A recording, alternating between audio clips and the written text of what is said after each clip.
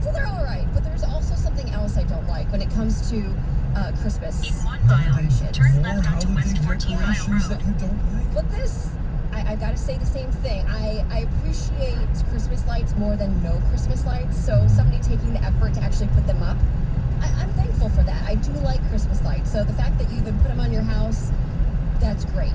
But there's a lot of people who do something that I think is a cardinal sin of Christmas lights. And they mix old iridescent Christmas lights with new LED Christmas lights. Oh. And this to me Mixing lights. is like a huge no-no, right? Have you seen this? Yes. There's a lot of it, and I get it. Like, lights are expensive to go buy a whole new set, and you've got some old iridescent ones in the basement, and you go pick up a few more from, Home Depot, but they're all LED, and you're just gonna throw them up together anyway. Oh, but there's something, it's like an OCD thing. Like, I drive by a house that has them, and I'm like, no. At the light, turn left onto West 14 Mile Road. Then turn right So let's say onto you Inkster got Road. the old toy soldier plastic thing, and you got the candle too, and and then you got the you can't have the wired gear next to it, right? No. See, I don't mind if you're gonna go retro and go old. Do the old. I like the old, those huge bulbs. the big bulbs. Like this. Yeah. The old, very vintagey ones. I like the look of those, but keep that as your whole look. And then if you want to throw in the old school plastic Santa and the candle, go for that look. But don't mix it up with all this new stuff. Well, I tell you what, I want to continue this conversation. Starting If you route to have Christmas 6307 lights or on holiday Street. decorations that you think are appalling, At the or stop if you sign, have a different turn opinion, right onto Inkster Road.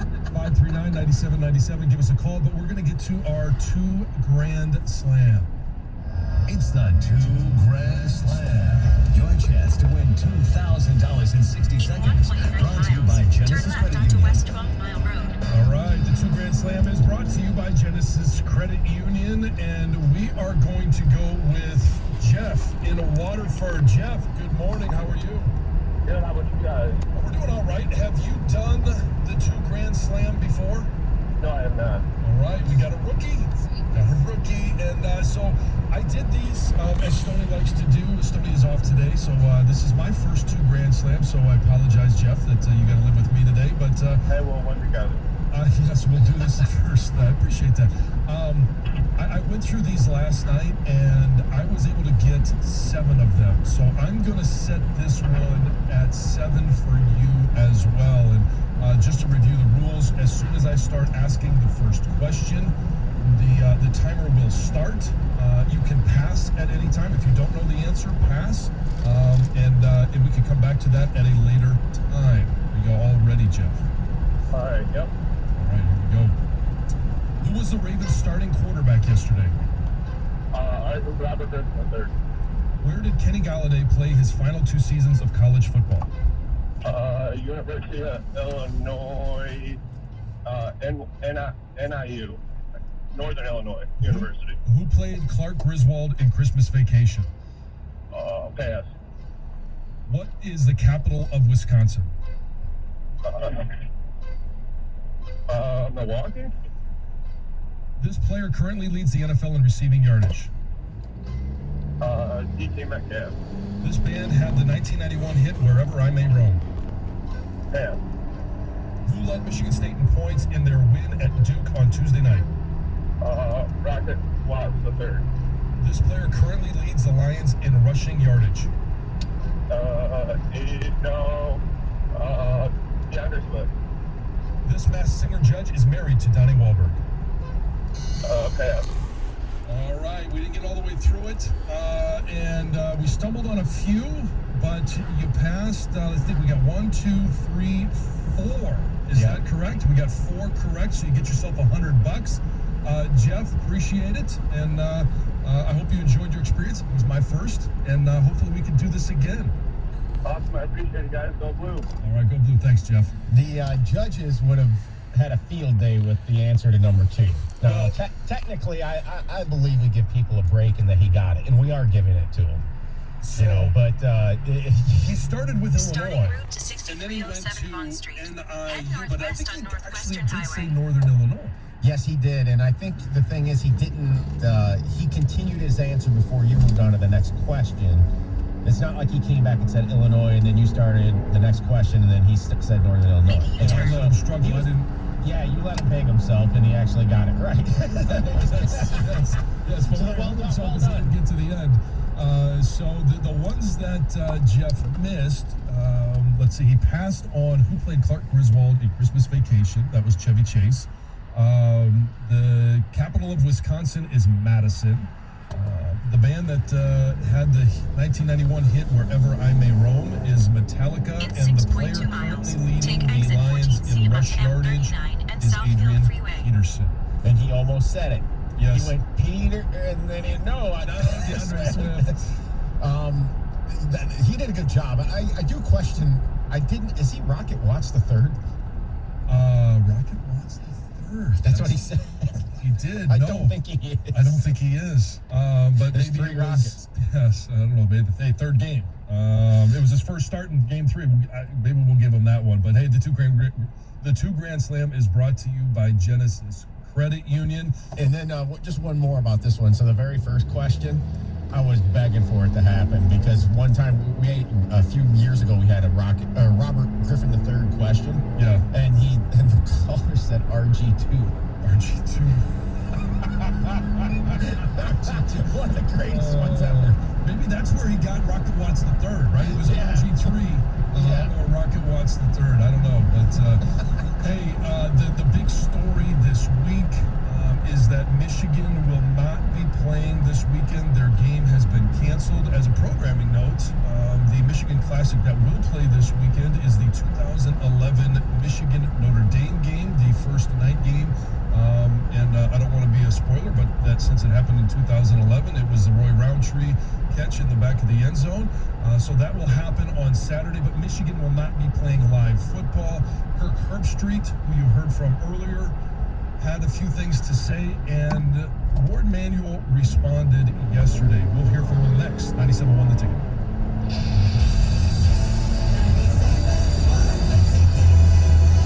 Apply for a loan any place, anytime, on any device, and get your loan fast. Welcome to Simple. Welcome to Genesis. Did you know there's more than one Las Vegas? There's the Strip, families on vacation, and questionable odds. Then there's downtown Vegas, the original gambling and entertainment mecca. That's where you'll find D Las Vegas. Book your stay at D.com. D Las Vegas, your home for Detroit sports and Vegas. Stay in the left 3 Thursday lanes. to the almost weekend. So celebrate at Buffalo Wild Wings with buy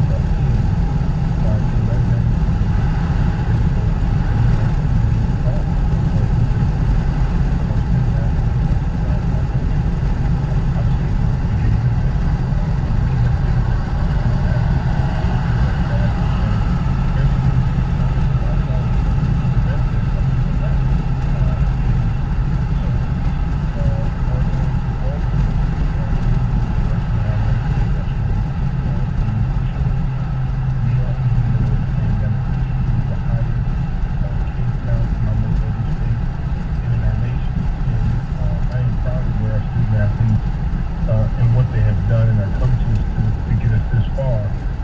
But as one of my colleagues texted me after the decision was announced, COVID is undefeated as it relates to this. COVID is undefeated, and Michigan has lasted longer than a lot of other programs. There's been over 100 canceled games throughout college football. We've seen it wreak havoc in the NFL, and no better. It was on display last night with Pittsburgh and Baltimore. A game that was supposed to be played last Thursday got postponed all the way to Wednesday. So it continues, and his comment there of, the COVID is undefeated. And I followed with, how does this impact the rest of the football season for Michigan? Well, right now, we are focused right now on the health and safety of our team. We have over 100 tests that need to be, that are coming back today to be analyzed by our medical staff. We hope to play, as we hope to play every game this year. And any team in our league who has stopped thus far had the goal of playing every game this year. And it is disheartening that we're not going to be able to play Maryland. And our hope is that we can play Ohio State and finish the season in the final week. I think everybody hopes that Michigan will be able to play Ohio State. I know that some people, for a lot of different reasons, don't want to see that game happen. And one of those reasons was talked about on Tuesday night. And just as a little refresher, this is what Kirk Herbstreit had to say on ESPN on Tuesday night. I think a lot of people want to see where Ohio State would be. The concern on Friday and Saturday was Ohio State. Are they going to have to shut down their operation? Are they going to potentially miss the Michigan State game? Maybe miss the of course, the Illinois game. Are they going to have enough to be able to play against Ohio or against Michigan? And are they going to miss the Big Ten championship? And how is the committee going to evaluate them? The fact that they've played 4 games and they're still sitting there in the top 4. Now it comes down to they're going to play Michigan State Saturday. I still think Michigan waves the white flag, potentially avoids playing Ohio State next week. And then, David, they'll potentially get a game on the 19th. They could be sitting there with 6 games. And Michigan, is that fair, David? Michigan could opt out basically of that game and keep Ohio State out of 6 games to qualify for the Big Ten championship. That doesn't make sense to me, but wow, those are fighting words, and we talked about it yesterday. And he obviously, Kirk Herbstreit, came on the show with us and apologized here. He apologized shortly after they went off the air with a video on Twitter, talking about his 25 years of trying to be as fair as he possibly can. People will always see him as a Buckeye, so when he says something like that, it does carry a little bit more weight. And my initial reaction, as well as pretty much any other Michigan fan, was those were fighting words. And here are some fighting words from Ward Manuel yesterday. I have to pause because my words, the anger, was infuriated by the insinuation that Michigan would do anything other than play a football game. We've been playing this game since 1879. 1879. We're winning this program for a reason, because we play whoever's in front of us. And the only way we want to keep anybody from moving on is to beat them on the field of play. And to insinuate that, to say something other than that, is a statement by a fool. And it is something that just I can't tell you how embarrassed I am for the Big Ten Conference to have one of their representatives who plays his game to say that about any team in this country. And to say it about college football and student athletes around this country who are trying to play games during a pandemic is ridiculous and sad. That was Ward Dropped Manuel. the mic there. Yes, he dropped the mic. That was awesome, man. That's exactly what we were saying yesterday, John.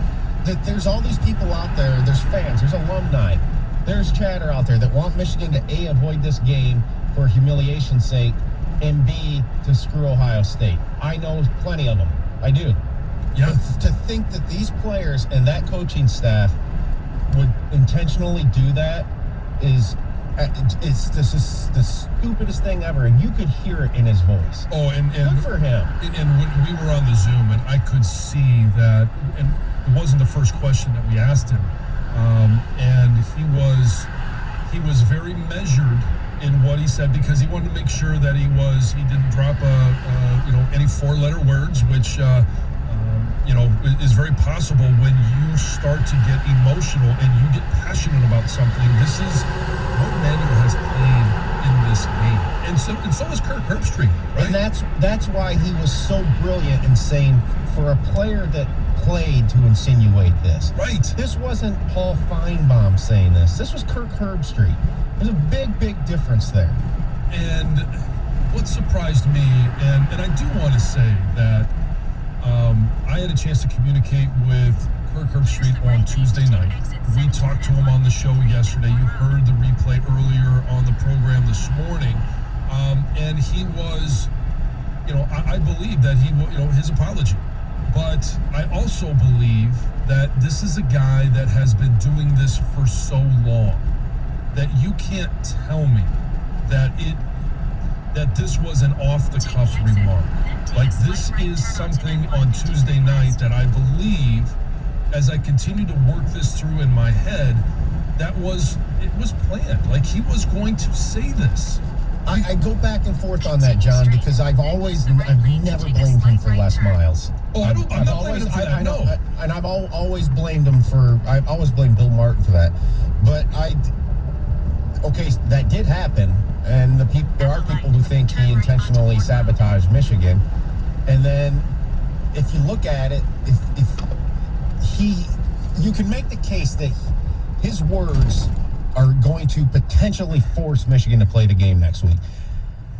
It may have forced them to cancel this week so that they can play next week. Do you see what I'm saying? Like, you can connect the dots. I don't in the end. I think I go by Kirk's comment that his 25-year track record is pretty dang good. And if you remember earlier this year, he got very emotional when talking about college football. And that was, some people that know him have told me that that's very un-Herbie-like. And so he kind of emotionally flew off in a more remorseful way in that case. Maybe he lost his emotions here and let his tongue get out of control. That's possible. And I will say this. You do it long enough and you're going to mess up. You're going to say something that is going to not be fair to somebody that's not in it, but that we also are in a business to have opinions. But this is, when we have an opinion on sports talk radio, that's what we're paid to do. And yes, he is paid to have his opinion, but it's I think a different opinion when you're talking about the college football rankings, the college football playoffs. And I just thought that was something that he was going to work into the discussion one way or another. He's not there, but he is approaching the John Madden level of college football, the voice of college football. He is. He's like, if you think about this, John, he's bigger than Chris Collinsworth, and Chris Collinsworth has the best color commentating gig on TV for the NFL. Kirk's voice is bigger than Chris Collinsworth. Kirk Herbstreit has one of the biggest voices in sports right now. He does, which is why I question, like, he knows that. Like, that's not a surprise to me. That's not a surprise to you, and it should not be a surprise to him.